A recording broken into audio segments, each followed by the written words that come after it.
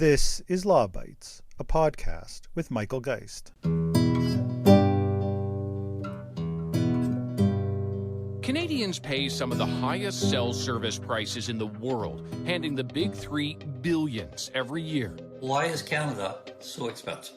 I'm a real estate agent in Toronto. My cell phone is my life. But service isn't always great. We would simply like to get what we're paying for. I have to complain every single month. I pay $110 a month with poor to no reception. And that's driving discontent.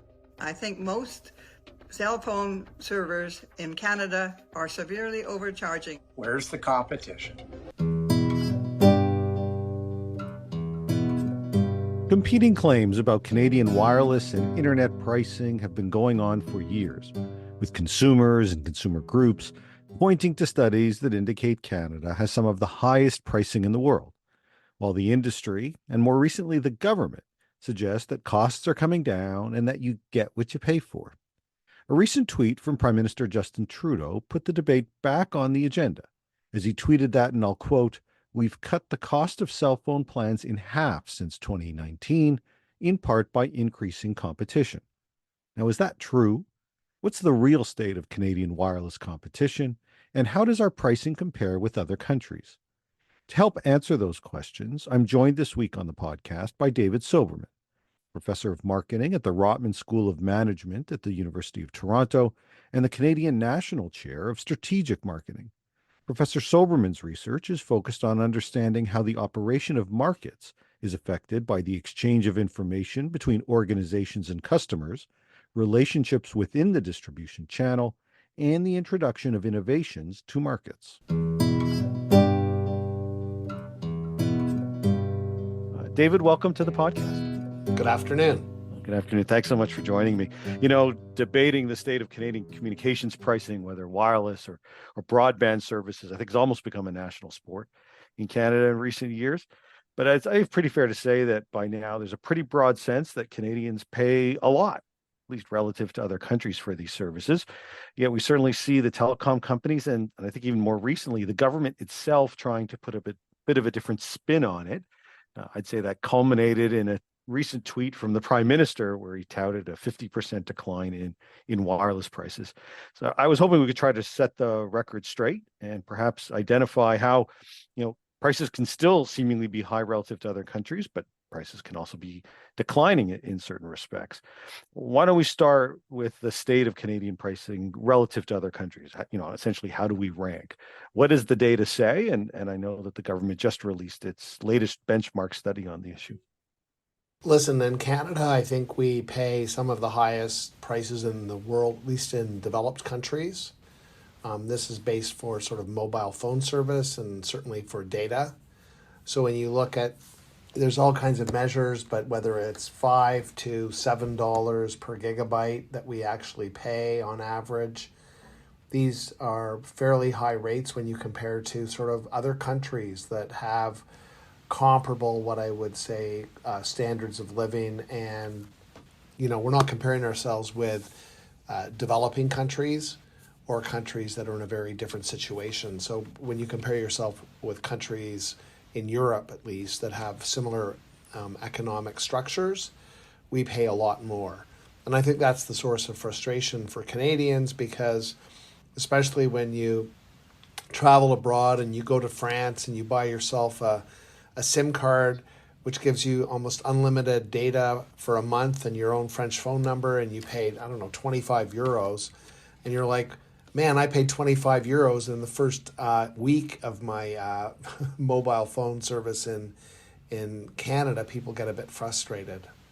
Yeah, no, I think that's right. I mean, it's certainly the experience people have when they leave the country in particular, they see some of those relative pricing. And the recent report, the so-called Wall report, which has been benchmarking this for many years, highlighted exactly some of the countries that you're just mentioning, especially some of the European countries, but not exclusively so, that have some of those high prices. So all this really, in some ways, begs the question: why?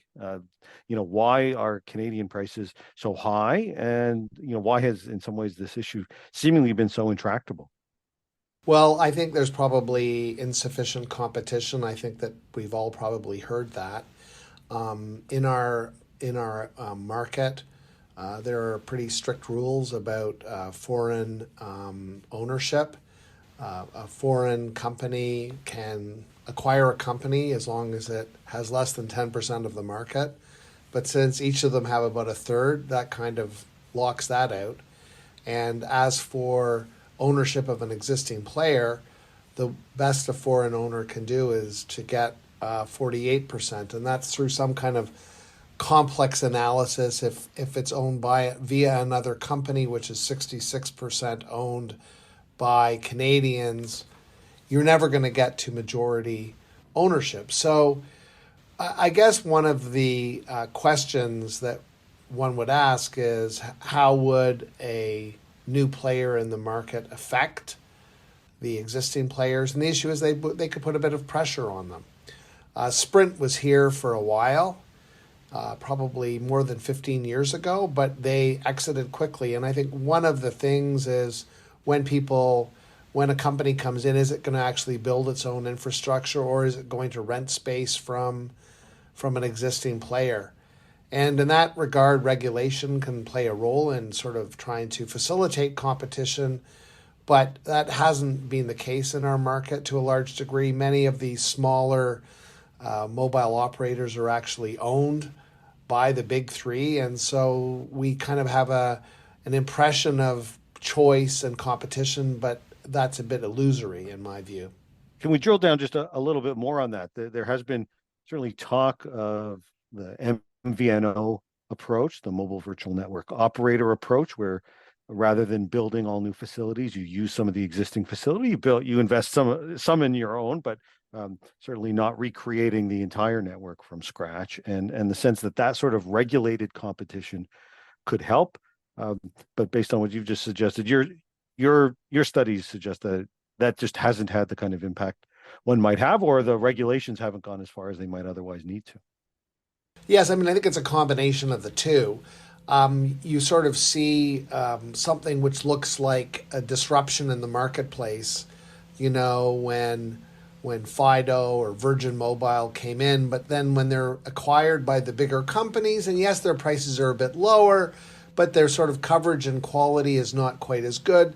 And then on top of that too, we have to be honest, the way that the big three have in some ways blocked the market progress of these smaller brands is through joining the services that the companies sell. So Bell also provides broadband service. It also provides television service. It also provides security service. So when you're a homeowner, what you do is you group all of those services together and you get a discount, but essentially that's a way of keeping prices for mobile phone services high. So, I mean, it's very clever, but Rogers has done that, and so has TELUS.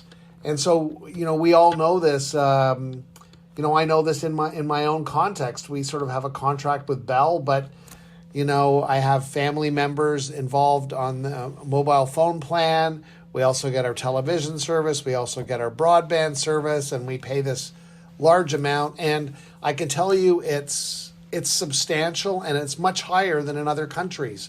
I just had the fortune of being on sabbatical in France last year from January to December 2023. And having rented a house there, I had to get basically internet service at the house, and I also had to get phone service. And my total bill every month was less than 40 euros. And I had unlimited mobile phone service, I had amazing internet service, and I had television service, exactly what I've got here, for 40 euros, $60, the same thing I'm paying here, more than $200. So, and I think even when you buy mobile phone service by itself in France, the prices are much, much better. Yeah. So the bundling approach, you're right, is something that we see a lot in Canada, and it certainly helps entrench some of those larger players and gives the feeling that you're getting some discounts, but once you start drilling down on some of the individual pricing and at least how much consumers continue to spend on wireless, those prices remain high. So, I mean, that's a great example in terms of sort of the comparative costs that people are facing. But yet, at the same time, we see the Prime Minister talking about pricing cut in half. We see StatsCan saying that some of their analysis suggests that pricing is coming down.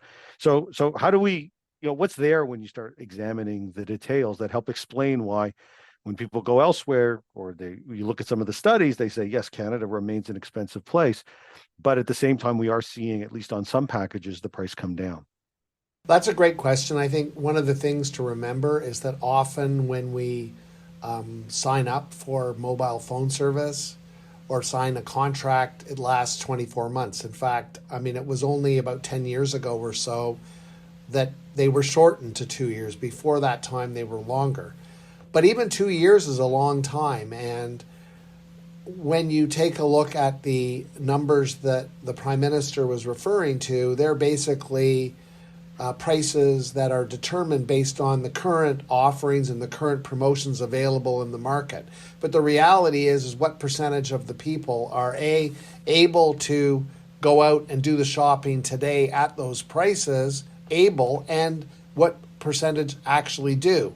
And so that's one thing, is that those are based on current prices, what you could choose. But a lot of people are still locked into contracts for 2 years, and so they can't take advantage of those contracts. And the second point is that one of the things that has actually led to a decrease is the fact that many of these plans now include added data. And in many cases, we don't actually make full use of the data allowance we have on our plans. So once again, it makes some of the price reductions look bigger than they actually are. That part is very interesting. This notion that consumers effectively, may be paying the same or more in some instances on packages, but they might be viewed as cheaper because they're getting more for their money, so to speak, in terms of more data. And yet, if you're not using that data, is it really a better deal? Well, that's right. And I think for sure when you actually analyze a different set of data, which is the average revenue per user, which is a standard metric used in the mobile phone industry, you will see that the so-called decline has been nothing like 50%. In fact, if anything, it's more or less been flat for many years. Now, people are probably using more data, but at the same time, the actual costs that companies incur to provide that services are minimal compared to, let's say, the fact that we're paying so much more in Canada versus what people are able to pay in other countries for the same level of service. Yeah, I want to sort of pause there because I think you've made a really essential point, and that is this notion of ARPU, the average revenue per user, because it from the certainly when and one of the things that why I was happy you were able to come on is getting a business perspective on some of these issues. The business side that looks at the wireless sector, looks at communications more broadly in Canada, tends to use that as the core metric. I mean, they're looking at how much are users spending. And when politicians want to talk about the decline in prices, they may focus on lower advertised prices. But I take it from your comments that the ARPU side, the part that at the end of the day matters most to businesses, how much are consumers spending each month on these services, that hasn't come anywhere close to the kinds of declines that the government and others have been touting. That's exactly right. And I think, for sure, we have to also think about what kind of a business this is. You have certain businesses like, for example, retailing, which is primarily a business that's based on variable costs. What do I mean by that? The main cost that Loblaws has are the money that they pay to manufacturers and to producers of food, and they mark it up. That's their business. But the telecommunications industry is quite different. Their variable costs are close to zero, but their main costs are fixed costs. And what this actually means is that revenue per user is almost perfectly correlated with profitability. That's interesting. Although, certainly if there was, if we had a representative from a telecom company on the panel, they would say it may be true that once we've built the network, the additional costs we face to run the traffic are relatively modest. But they'll say that where, the difference between them and a Loblaws is the capex, the capital expenditures that a lot of laws may undertake. There may be some significant ones, certainly in terms of real estate and other kinds of, and developing inventory, whatever the focus happens to be. But they would say, listen, building a network is crazy expensive, and so that's where the cost comes from. So essentially, who do we believe in all of this, or how do we ensure that on the one hand we continue to get the kind of investment that is needed to have world-class networks, but at the same time ensure that we've got competitive pricing, and as we've talked about, even with some of the consumer declines, it sounds like they're still spending the same or more as they always have, and that is still today far more than what consumers in other places tend to spend. So in an industry like this, where the main source of costs are fixed costs and investment, the role of government needs to sort of think about two things. One is coordination, and the other is facilitating money coming in. So just to give you an idea about coordination, where the role is, there was a time here in Toronto, it's recently been resolved, where only one company was actually supplying mobile phone service in the TTC. Now, Rogers actually bought the company that was involved in providing that service, and then there was a row because only Rogers customers could get it. And finally, the government intervened and said, you guys have to figure this out, because based on safety for travelers, everyone needs to be able to use their phone in as much of the network as possible. And so now it's being solved, and it doesn't matter whether you're a TELUS or whether you're Bell or whether you're Rogers.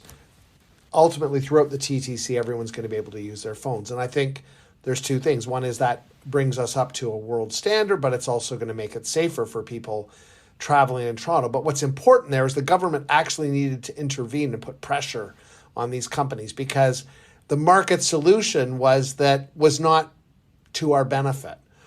The other thing relates to if your main expense are fixed costs, you have to make sure that we can access money and access investment as cheaply and as efficiently as possible. That doesn't exist right now.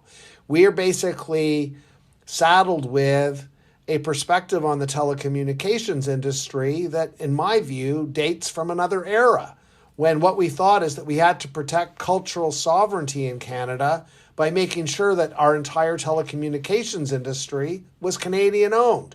Well, the reality is, yes, for the production of Canadian content and for the Canadian arts scene, this was important.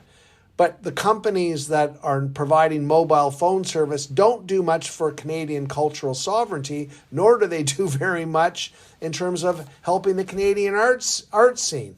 The real issue here is that we're sort of suffering from regulations that were meant to do one thing, and they're sort of stopping us from accessing the funds that are needed to actually have the most efficient and effective systems possible. Now, that's one side, but on the other side too, we also have the consumer side, which is if you actually had, as opposed to 3 big companies, 4 big companies or 5 big companies, I think you would also see better pricing on the demand side for Canadians. Yeah. Do you think that the Canadian market, and this is one of the arguments that the telecom companies raised, do you think the Canadian market can accommodate, say, 5 large players or even four large players? There's obviously been some effort to try to focus a bit on a 4th player, and we've seen that with mergers and now with Videotron playing its role. What's your thoughts on what the Canadian market can sustain? Because certainly the argument that they'll come back is we're small, at least in terms of population, not in geography, which of course is another area of focus they often make. Is it's expensive to provide service in a country as large as Canada, and they'll claim that you just can't have that much competition. In a sense, almost it's too much competition is what they'll claim. How would you respond? I would say based on the profits they're making, I don't believe them. I think we could easily sustain 4 or 5 big companies. And I also think their arguments about us being a very, thinly populated country, and therefore it's also not valid. The fact of the matter is something like 95% of Canadians live in big cities. 95% of our population lives within 150 miles of the U.S. border. And the key thing, too, is, you're going to make the vast majority of Canadians happier, even if in only the densely populated parts of the country we were able to get more competitive prices. If you were able to get more competitive prices in the Montreal-Windsor corridor, in the Calgary-Edmonton corridor, in the Vancouver area, and in a couple of other metropolitan areas in Canada, you would probably have 80 or 85% of the population enjoying the benefits of more competition. I admit we have an issue. I mean, this issue also exists in terms of transportation. The point is that one has to try to find a balance between the need for competition and the need to provide services and affordable services to Canadians that live in places like Churchill, Manitoba, or Canadians that live in Yellowknife. Yes, that's an issue, but the cost of trying to figure out solutions to that is more than worth it if we're able to get a more competitive sector in terms of providing mobile telecommunications to Canadians at globally competitive prices.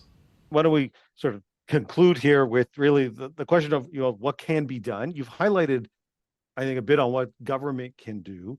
Is there something beyond just trying to facilitate new entrants? I'm curious. The example of what took place in Toronto with the TTC is a really good one of how it took government intervention to change the kind of access that was available in a network, and it took real safety concerns for the government to recognize that kind of intervention was necessary. Are there other things government can be doing? And I guess the flip of that, what can consumers be doing? Is there, even in the current environment, is there something that Canadian consumers should be thinking about when it comes to their bills with respect to wireless services or even some of their basic broadband services? Well, I think government in many ways reflects the desires and the motivations of operators in Canada and people within Canada. And so, one of the things that we should sort of do is when we make political choices is we should try to support politicians who we think want to ensure the strength of our competition laws and ensuring that companies actually do compete. And, there's been a lot of noise from Ottawa about that, but frankly, there's not been very much action yet. And the Liberals have been in power for a long time. I'm not saying they're not.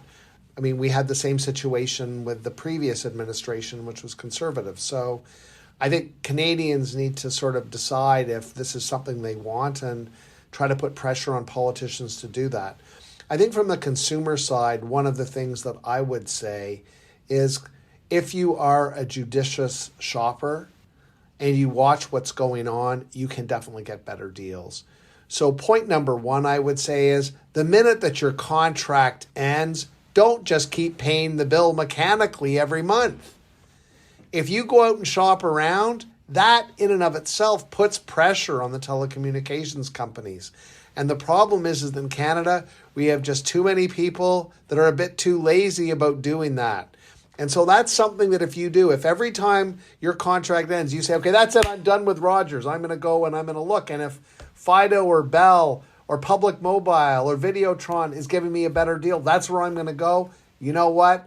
That in itself is a way of disciplining what the companies do. And I think not enough of us do that. No, and I think you're right that they don't do that. Although one of the ironies is that, Fido is owned by Rogers. And so in the world that we find ourselves, you end up with the big brands, the flanker brands, and sometimes it feels like it's an illusion of choice as opposed to to actual choice. And I think that brings us back to the competition point you made. But what I would say is if, the Fido deal is better, you're still going to be better off yourself. And at the same time, if there's more competition between what I would call the flanker brands, that's still going to force these companies. One thing that's absolutely true about any market you can imagine is when markets become more price sensitive, prices come down, period. It always happens because that's what the optimal behavior of players is in such a market. And the whole issue is How do you become more price sensitive? By looking for better deals. Yeah, it sounds like there's a role for consumers. If consumers want better prices, they need to more aggressively focus on it. And you've also identified a number of things that governments can be doing as well to help incent some of that kind of competition. David, thanks so much for breaking it down. It starts to make a lot more sense how there can be these claims about reduced prices, but at the end of the day, prices still remain high, and it then becomes really incumbent on people concerned with that to take action. Thanks so much again for joining me on the podcast. Thank you. It was my pleasure.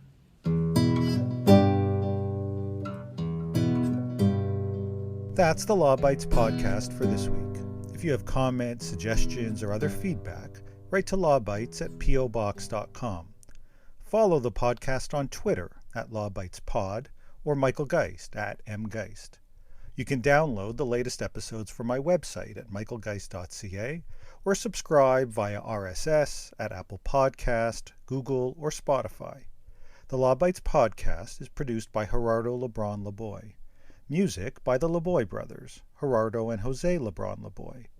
Credit information for the clips featured in this podcast can be found in the show notes for this episode at michaelgeist.ca. I'm Michael Geist. Thanks for listening, and see you next time.